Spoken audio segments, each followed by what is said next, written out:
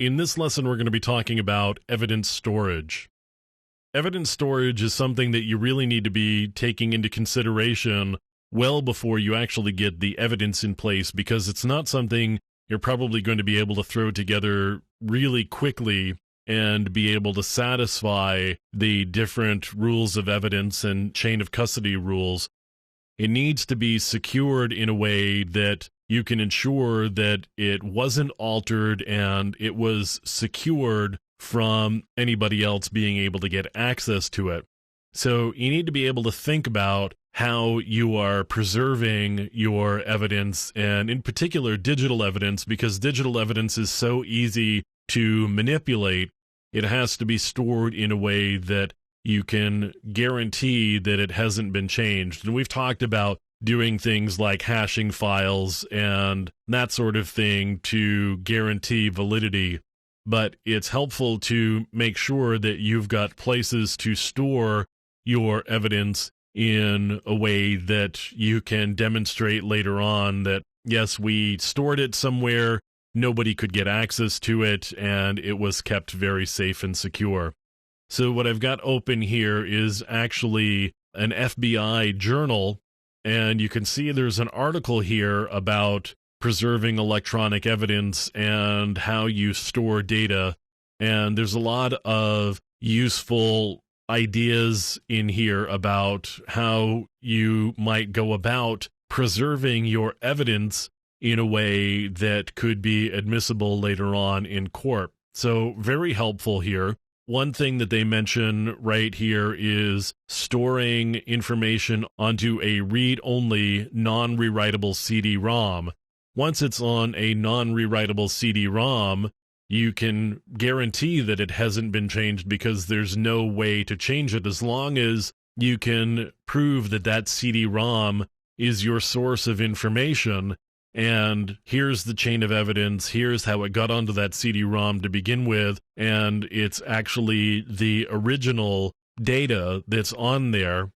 That's one way of storing that information. You can see here there's a quote, "Law enforcement personnel must properly preserve digital evidence to make it suitable for presentation in court."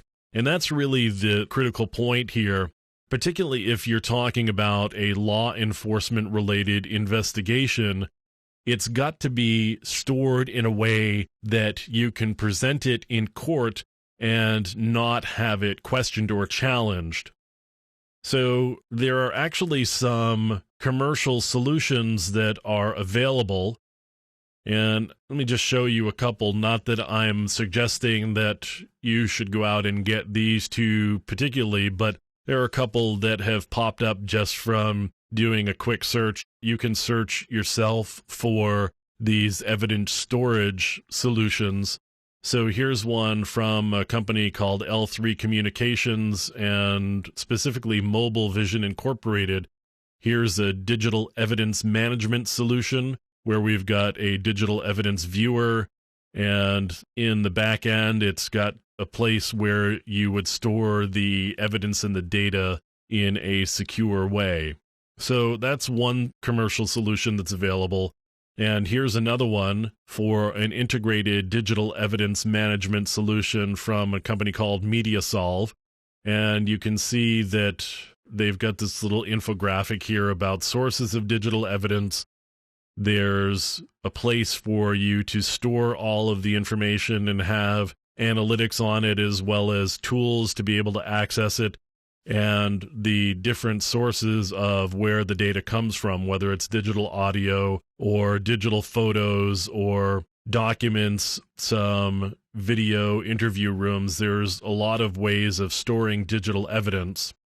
So this one actually takes into consideration cases where you've got digital evidence that isn't necessarily around looking at a computer system itself, but there is still digital evidence. So digital photos, for example, you could have digital photos that never actually touched a computer system. They just happen to be stored in a digital format on a card that came from a digital camera. So that's something to keep in mind as well, is you may have digital evidence that's not related to a computer-based investigation, that you may need to take into consideration how you're going to store it. So it may not be as simple as, okay, so I've got a hard drive and I'm going to throw it into a fireproof safe and I'm the only one that has the key. So you may actually have other cases of digital evidence where you may need to store it and also be able to access it in a secure way and be able to perform tests and analysis on it without manipulating it in any particular way. So, as I said, there's definitely some solutions that are out there, and there's low-tech and high-tech solutions, as I mentioned.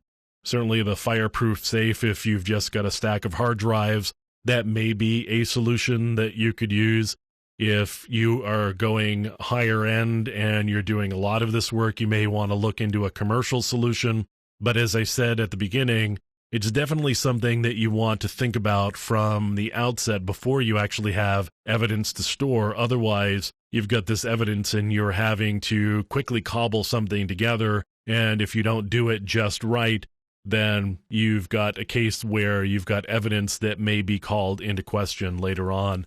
The whole point of this is to be able to provide evidence that can't be called into question so that we can help a court case in order to get to the truth of a particular situation.